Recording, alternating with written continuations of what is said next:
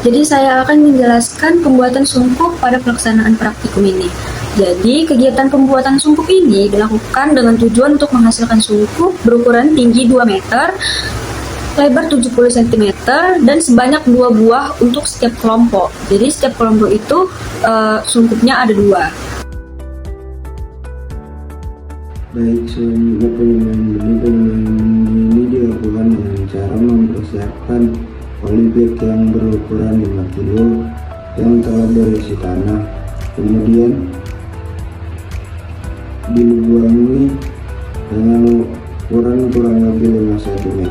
Kemudian benih yang telah direndam dimasukkan ke dalam lubang tersebut, kemudian ditutup kembali oleh tanah. Selanjutnya disiram, gunanya untuk menjaga kelembapan tanah. Pemindahan benih dilakukan setelah kegiatan penyemaian benih. Pemindahan benih dilakukan dari polybag ukuran 2 kg ke polybag ukuran 5 kg sebanyak 4 buah setelah 2 minggu setelah tanam. Gunanya pemindahan benih adalah untuk supaya tanaman lebih memperluas pertumbuhan.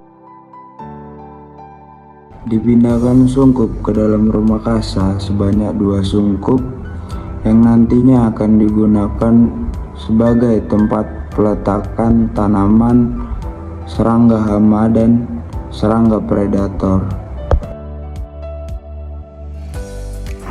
Nah, kemudian itu dilakukan pencarian hama, yaitu hamanya ulat geraya sebanyak 40 ekor yang dilakukan di kebun warga di daerah Tanjung Anom. Tujuan dari pencarian hama ini untuk menjadi sampel hama kutu daun yang cukup dalam jumlah untuk keperluan praktikum.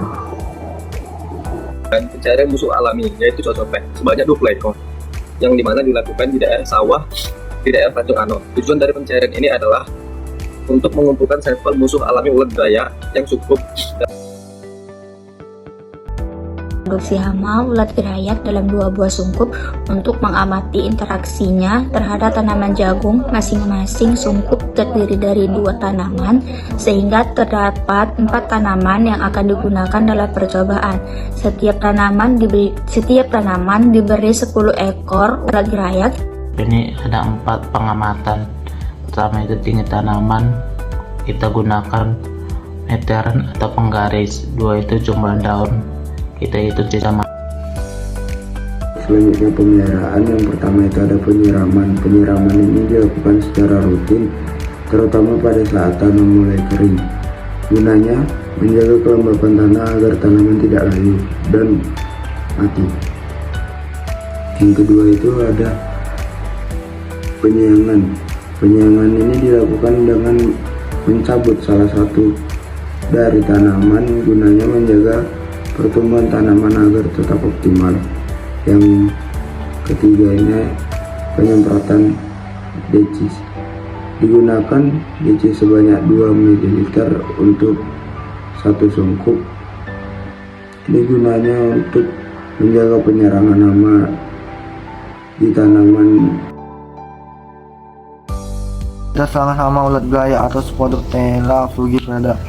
Nah, pertama kita harus mengetahui intensitas serangan hama ulat geraya karena ini penting untuk mempelajari presentasi serangan atau tingkat serangan ulat geraya frugiperda untuk melakukan tindakan pencegahannya maupun pengendalian yang tepat terhadap ulat geraya frugiperda ini.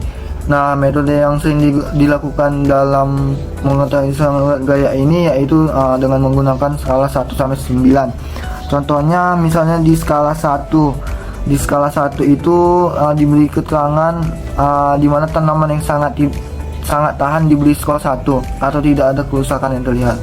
Nah, untuk pada misalnya skala 9 itu adalah tanaman yang sangat rentan dengan serangan hama tersebut, yaitu dibeli dengan skor 9.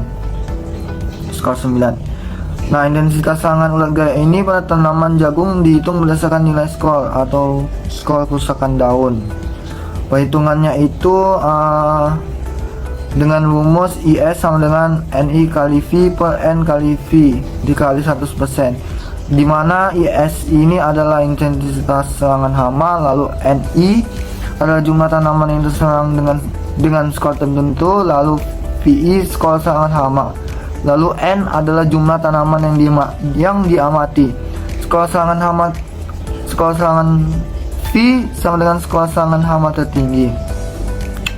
Nah, lalu yang kedua itu adalah mortalitas hama. Kenapa harus dilakukan atau mengetahui mortalitas hama ini? Karena mortalitas hama ini dilakukan untuk pengamatan langsung terhadap tanaman untuk mengidentifikasi jumlah hama yang hidup dan jumlah hama yang mati. Pengamatannya ini dilakukan dengan seksama, yaitu dengan metode visual. Pengamatannya ini dilakukan 3 kali dalam 1 minggu untuk memperhitungkan variasi populasi hama seiring waktu. Lalu kemudian diperhitungkan mortalitas hama menggunakan rumus presentasi, yaitu mortalitas sama dengan jumlah musuh yang mati per jumlah seluruh musuh dikali 100%. Lalu yang ketiga adalah mortalitas musuh alami. Dilakukan pengamatan langsung terhadap tanaman untuk mengidentifikasi jumlah musuh alami yang hidup dan jumlah musuh alami yang mati. Nah, mortalitas musuh alami ini sama seperti dengan mortalitas hama, yaitu dilakukan dengan menggunakan metode visual. Juga dilakukan setiap 3 kali dalam 1 minggu untuk menghitung variasi populasi dari musuh alami tersebut. Lalu dihitung dengan rumus